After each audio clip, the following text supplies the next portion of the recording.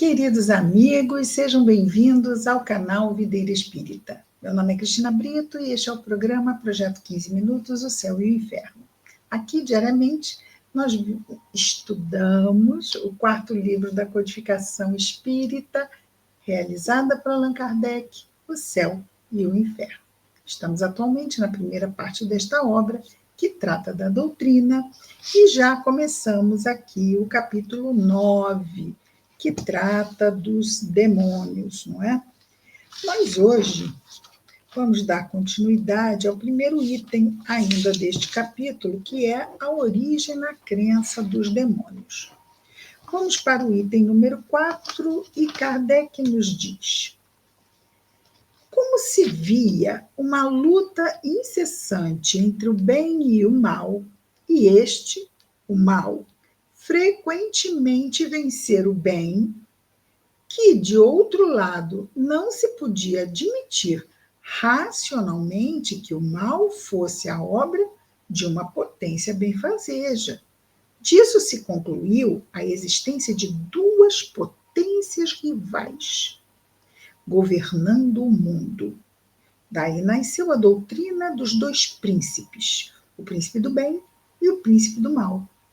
Doutrina, interessante, não é? Doutrina lógica para certa época, né? Para o nível de entendimento da humanidade lá atrás.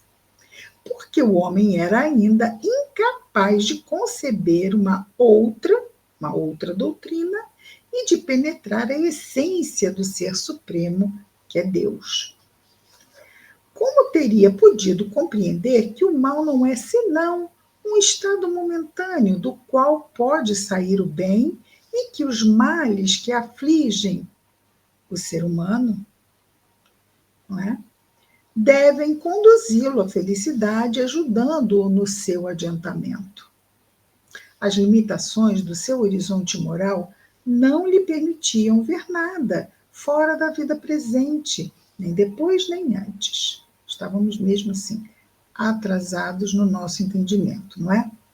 Não poderia compreender nem que havia progredido, nem que progrediria ainda individualmente, e ainda menos que as dificuldades da vida são da imperfeição do ser espiritual que está em cada um de nós, que pré-existe esse ser individual, que é o espírito imortal, não é? Que pré-existe e sobrevive ao corpo e se depura numa série de existências, de reencarnações, até que alcance, enfim, a perfeição. Para compreender o bem que pode sair do mal, ou seja, para compreender o acerto que pode sair do erro, nós vemos isso muito bem com os estudantes, não é? Vamos repetindo, vamos buscando compreender mais, amadurecer a matéria, até que, eureka, a luz se faz. E não é preciso mais errar. Então, o erro é o mal, não é? É a imperfeição.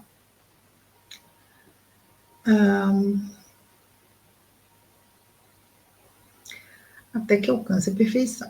Para compreender o bem que pode sair do mal, não se pode ver uma única existência. É preciso abranger o conjunto de muitas existências, não é?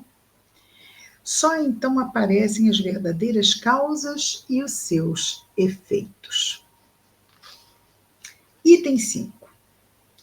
O duplo princípio do bem e do mal durante longos séculos e sob diferentes nomes foi a base de todas as crenças religiosas. O duplo princípio do bem e do mal, né? Como se fossem esses dois lados antagônicos, que nós já sabemos que não são lados antagônicos. Nós vamos nos aprimorando. O mal é o reflexo da nossa imperfeição. E vamos, através das existências, nos aprimorando e nos libertando, nos aperfeiçoando, até atingirmos a perfeição, não é? Foi personificado sob o nome de Oromaze e Arimane, entre os persas. Esses dois, vamos dizer assim, esses dois lados deste pêndulo, bem e o mal. Então, na Pérsia, foi personificado com o nome de Oromaze e Arimane, de Jeová e de Satã entre os hebreus. Mas, como todo soberano deve ter ministros, todas as religiões admiram as potências secundárias ou gênios bons ou maus. Os pagãos os identificam sob uma multidão inumerável de individualidades, tendo cada uma atribuições especiais para o bem, para o mal, para os vícios, para as virtudes, aos quais deram o nome genérico de deuses. Vamos ver isto na mitologia grega, na mitologia romana, não é? Os cristãos e os muçulmanos tomam dos hebreus os anjos e os demônios. Item 6. A doutrina dos demônios tem, pois, sua origem na antiga crença nesses dois princípios, do bem e do mal. Não vamos examiná-la aqui, senão sob o ponto de vista cristão, a ver se está em relação com o conhecimento mais exato que temos hoje dos atributos da divindade.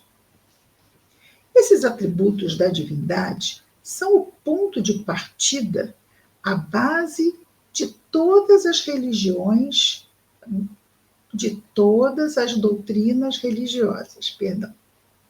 Os dogmas, o culto, as cerimônias, os usos, a moral. Tudo está em relação com a ideia mais ou menos justa, mais ou menos elevada, que se faz de Deus. Desde mais antiga manifestação religiosa até o cristianismo.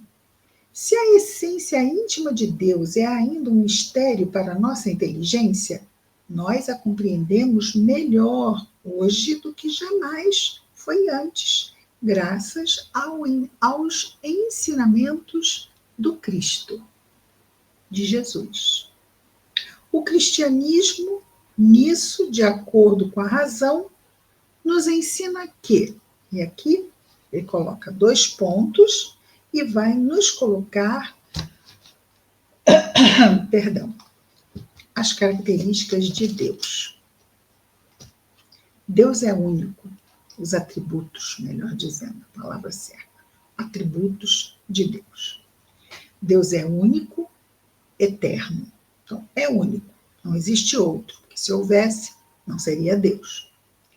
Eterno, diferente do Espírito que é imortal. Eterno, porque Deus não tem início e não tem fim. O ser humano tem início, criado por Deus, mas não tem fim. Imutável. Como é perfeito, não muda. Se mudasse, não seria perfeito, não seria Deus. Imaterial. Por quê? Porque a matéria é criação de Deus. E aí, como é que o Criador poderia ser a matéria? Não, não é? Não faz sentido. Todo-Poderoso. Deus. Tudo pode. Sua vontade está acima de tudo no universo. Soberanamente justo e bom. Então, Deus é bom, mas é justo. É justo, mas é bom. Infinito em todas as suas perfeições. E aí, continua Kardec. Assim como está dito em outra parte, no capítulo 6, Penas Eternas, aspas, Kardec vai repetir. Se tirasse a menor parcela de um único dos atributos de Deus, não se teria mais Deus, porque poderia existir um outro Deus, ou um outro ser mais perfeito. Esses atributos, em sua mais absoluta plenitude. Esses atributos, em sua mais absoluta plenitude, são, pois, o critério de todas as religiões. Todas as religiões veem em Deus assim. A medida da verdade de cada um dos princípios que elas, religiões, ensinam. Para que um desses princípios seja verdadeiro, é preciso que não se insulte a nenhuma das perfeições de Deus.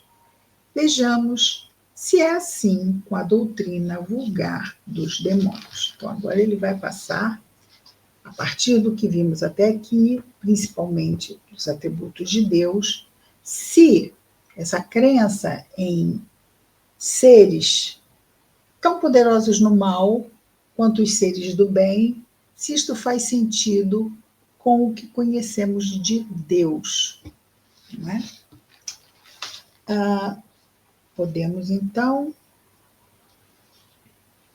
começar.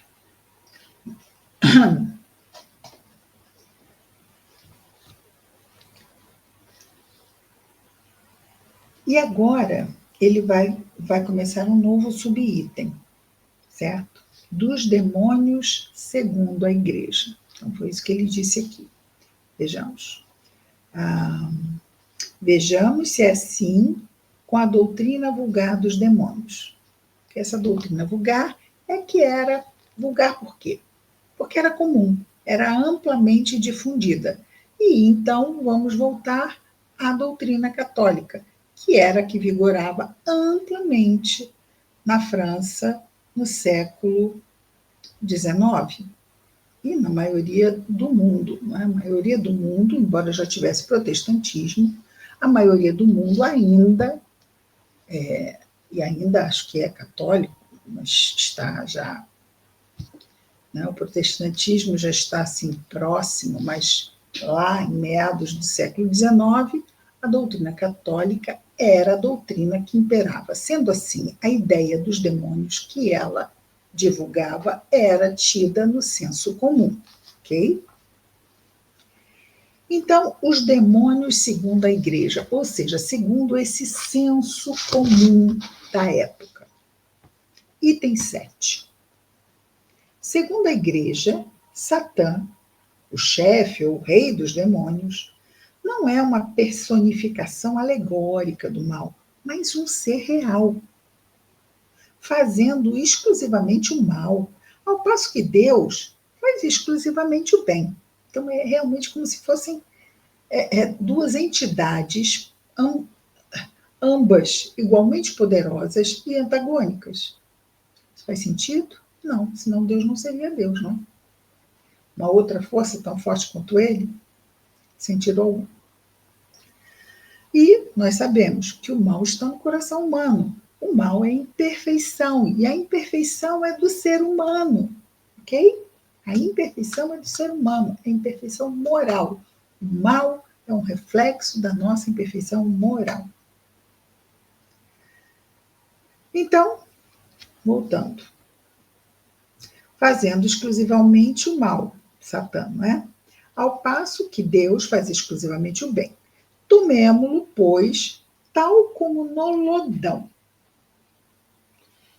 Satã, no caso, não é? Satã de toda eternidade é igual a Deus ou posterior a Deus? Se ele é de toda eternidade, ele não foi criado. É de toda eternidade, é como Deus, não foi criado. E, por consequência, igual a Deus. Então, Deus não é mais único. Há o Deus do bem e o Deus do mal. Então, não pode ser isto, né? Mas ele faz dá esse raciocínio lógico para nós. É posterior à criação de Deus? Então, é uma criatura de Deus. Se não existe desde sempre como Deus, porque senão não haveria Deus, haveriam dois deuses, do bem e do mal. Não é isso. Mas se foi criado depois, então é uma criatura de Deus, uma vez que ele não faz senão o mal, que é incapaz de fazer o bem e de se arrepender, Deus criou um ser, ou teria criado um ser, votado perpetuamente ao mal. Se o mal não é uma obra de Deus, porque Deus só faz o bem, como ele poderia ter criado um ser mau, não é? Se o mal não é uma obra de Deus, mas de uma de suas criaturas predestinada a fazê-lo, dele, sempre Deus, é o primeiro autor. E então, não é infinitamente mau. Está criando seres dedicados ao mal e que jamais vão se arrepender, mas isso é uma obra de Deus? É uma criação de Deus? Ah, mas os homens também são maus. Não, os homens são criados, os homens, os seres humanos, não é? São criados simples e ignorantes, não maus, ok? A imperfeição ela vai ser expressa através do nosso livre-arbítrio, né? Lembremos, não vamos esquecer nunca disto. Ocorre o mesmo com todos os seres maus chamados demônios. Então, é isto. São todos, se são criados por Deus, mas esse depois ele vai nos trazer a visão da doutrina, não é? Aqui, por enquanto, ele está só pesando a inconsistência desses conceitos. Vamos ficar por aqui hoje. Amanhã continuamos aqui. Vimos hoje até o item 7. Está bem? É isso. Projeto 15 minutos, o céu e o inferno. Até amanhã. Muita paz a todos.